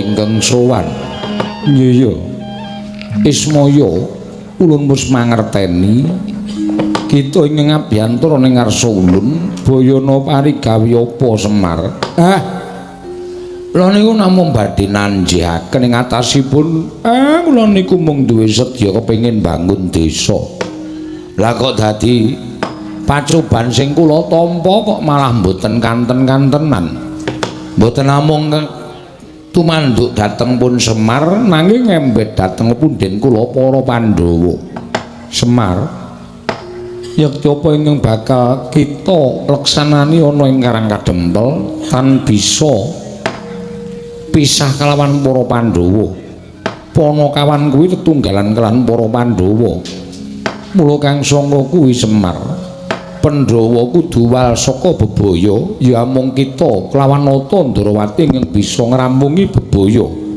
ing tumanduk marang momongan kita para Pandhawa lamun kita bisa ngrampungi pacoban ingkang gawe sengsaraning para Pandhawa lumantar Nalindra Sabrang ingkang sowan ana ing ngarsa kita nalika ning padukan Karang Kadempel yen kita bisa mangrurah Satru murka wujuding Prabu Panggolan Jagat yakti kita bakal ngerti sapa ta sejatine ingkang wis wani nggiri godha nglawan apa kang dadi gegayuhan kita Semar gunjang kancing langit kelap-lapaton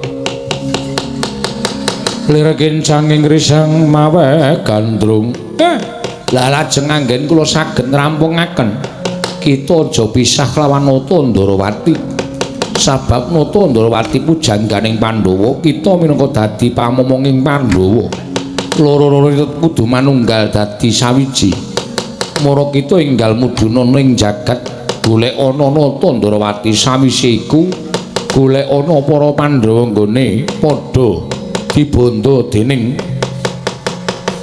menungso ingkang watak angkara budi candala Kesemar Badranaya kula nyuwun pamit ulun sing ati-ati aja kaya bocah cilik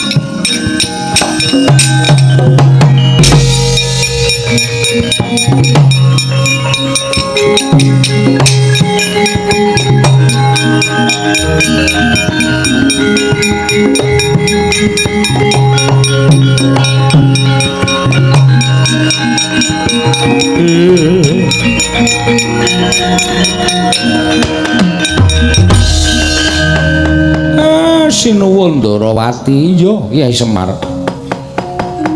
Karang Kadempel geger kok sampeyan mboten ngetok mergo aku wis ngerti ora ana ingkang bakal bisa ngasurake Nalindra ingkang nedya mboyong marang Semar tinemune bener Koko Prabu wae nganti kepirangan para Pandhawa kepikut lah Kakang Semar saka tindak ngendi sowan Sangase Prana kula namung badhe kepengin nyuwun keterangan supaya pepadang tumanduk dhateng kas Karang Kadempel sabanjure panjen niki kudu sing ngrampunke sampeyan kalih kula monggo para Pandhawa kepikut Kyai Semar goleki ampun nganti kelangan Pandhawa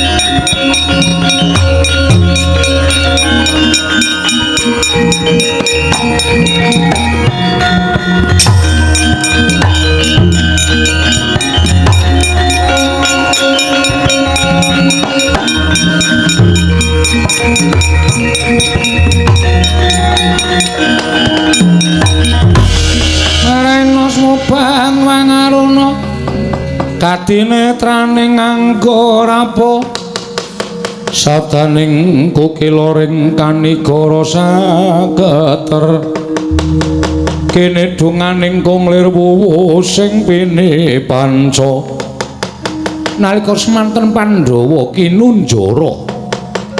kinunjara madyaning wana ing Krendayana wujud pakunjaran panglimunan bila datan kasat mripat datan wonten ing nganuk wonten mburi papan dening para Pandhawa praptaning Sardula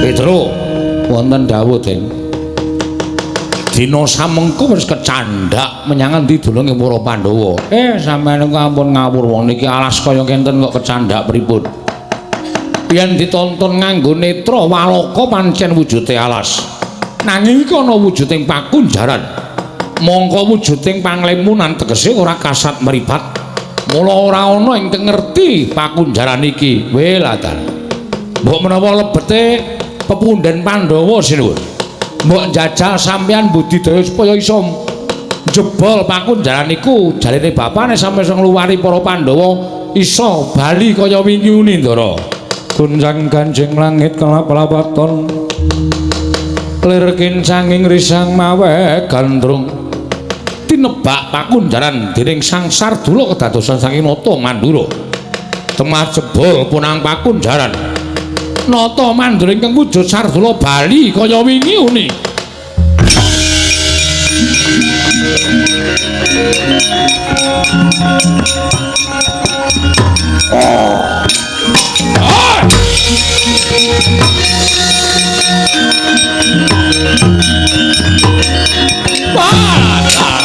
Waduh Yai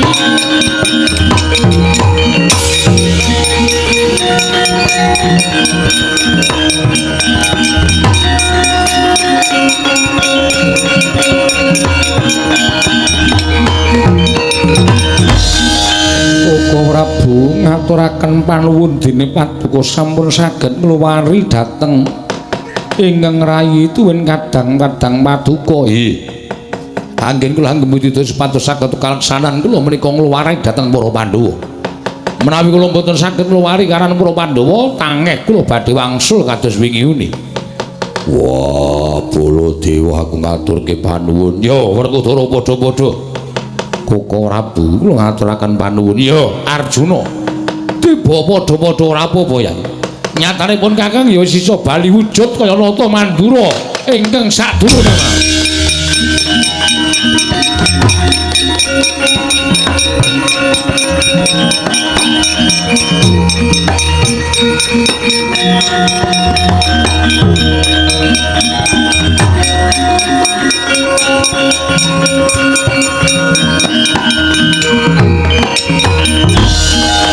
iki Yai Kresna iki Koko Prabu kasinggihan mekaten saka ngendi budidaya supados saged ngrampungi perkawis menika kaliyan Kakang Semar weh lah dalah iki yo Semar malah wis tekan kene nggih lah kok ora digawa karo ratu sing ngamuk ning Karang Kadempel mau kula budidaya supaya iso aja nganti kepikut dening Nalindra wau sabanjure piye Koko Prabu kula suwun Kyai Prabu Darmaksuma lan Werkudara menapa dene Janaka supados kadherekaken wangsul tawi kondur wonten ing Karang Kadempel lho ora ning Ngamarta ingkang badhe kadah damel menika Kyai Semar lah Syadi bakal tindak menyang ngendi lan apa ingkang bakal mbok tindakake kula lan Kakang Semar badhe ngupaya Nalindra ingkang sampun damel ribet kawontenan Karang Kadempel oh ngono inggih ya Yai Prabu wonten dawuh. monggo kula dherekaken kundur wonten ing Karang Kadempel. Monggo Koko Prabu sangan kene. Koko Prabu.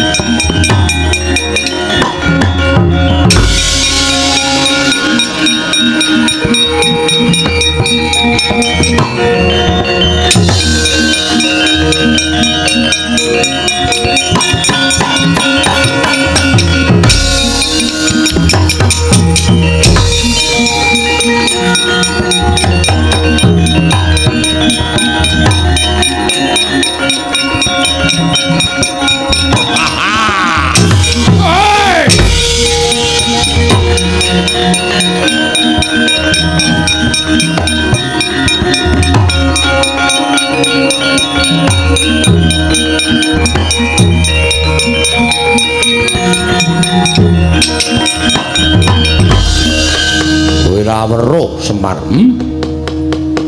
Kondange kowe wong waskita, kondange kowe wong awas. Kondange kowe wong pinter nanging saknyatane jebul bawur paningalmu. Ora tamat kelawan kahanan ingkang saknyatane. Kowe ora ngerti sapa sejatine aku. Nggonku budidaya gawe sirnamu wis tak angkah pirang-pirang abad nanging ora tau kelakon. Dina samengko bakal kelangkon penjaga ngono bakal nyirnakake marang pamonging wong tanah Jawa. Kowe tekaning pati ora ana ingkang dadi pengayomaning para Pandhawa. Pandhawa wong Sukerta ingkang wis tak kunjara dadi panganing wadya balaku mati dening aku Semar kowe.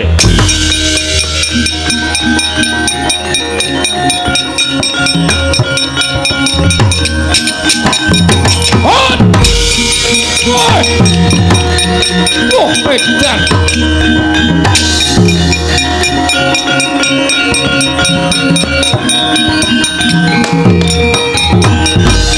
Wah, panus maning jajalan. Lah kok dadi diapusi ya. Semar arep tak pateni wujute sumping lombok abang cetha gawean amuk legane ati. Ya.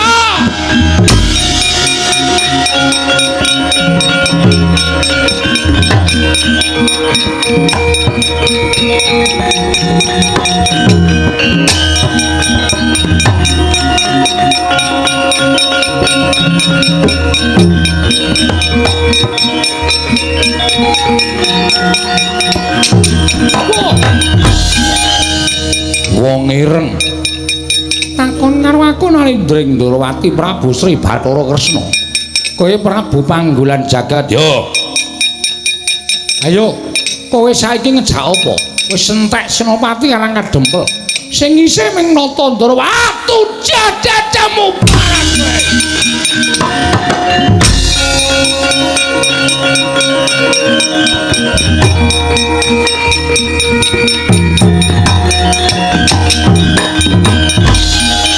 Manungsa ora tatanan gugu arepe dhewe ngina karo Prabu Panggolan Jagat Clorong Candra Wirayang. Wah, mbuh sakenane sapa iki? Wah!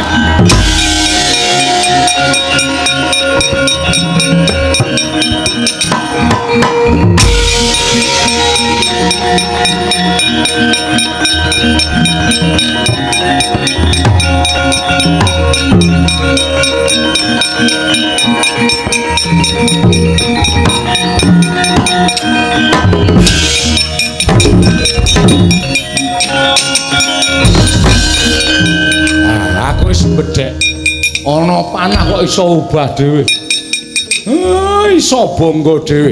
Kekuatane ngedapi-dapi. Arep ngopo? Iki ora tak cekeli kenceng panah iki sajae kaya arep ora gelem tak cekel.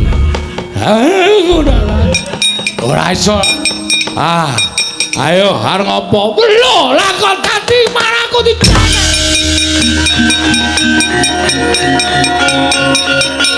Waduh. Wah, edan. Pusakaku digawa dening Semar. Iki pusakamu to? Yo. Candra Winayang nyo tak balekke. Ayo. Waduh. Wah.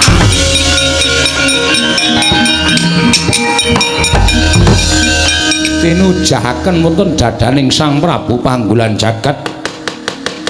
Nalika semanten Yana Ayu Baskara Timangsa Sirna Margalayu. Panah Badar Betari Durga Sang Prabu Panggulan Jagat Badar Sang Hyang Bathara Kala. Woi.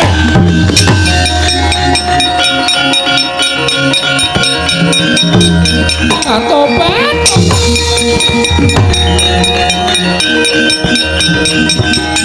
Woi. Ah.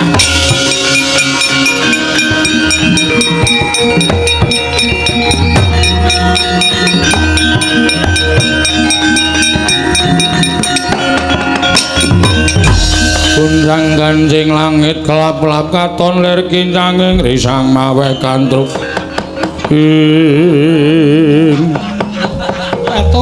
Tobat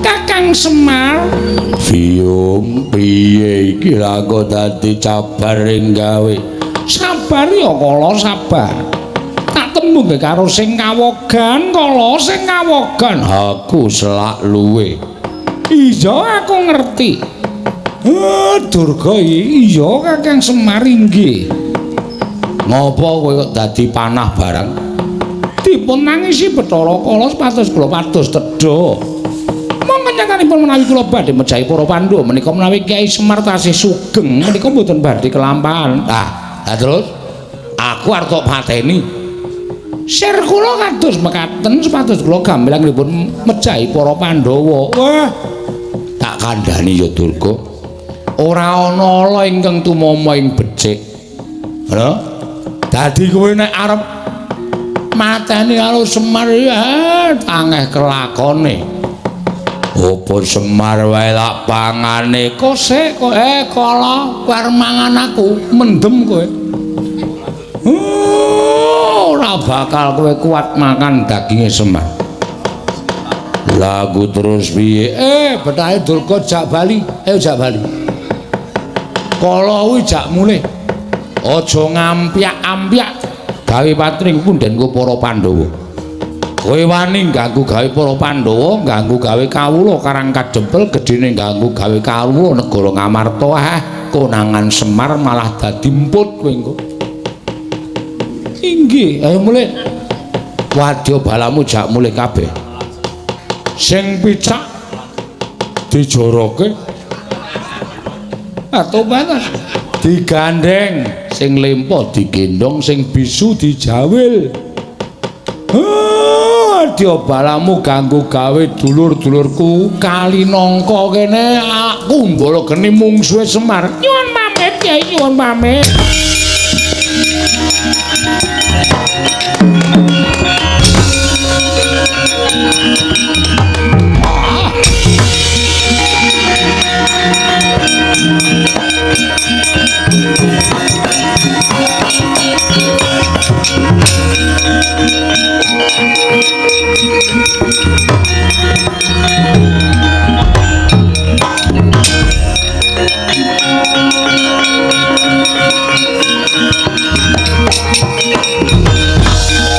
wah satriya gagah Warakudara kowe sapa Tumenggung Prawara Kendra Ratu Gustiku lang tak kedhepake belani aku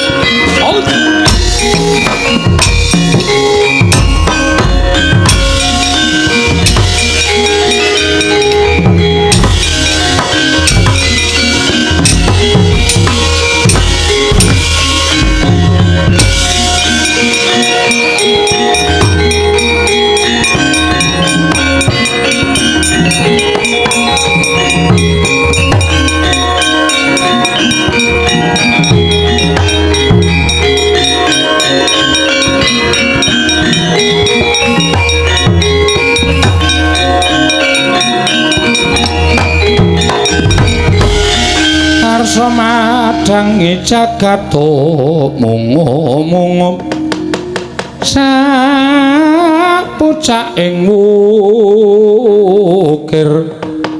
marebak bangsu mirat keneng soroting surya mikolan gunung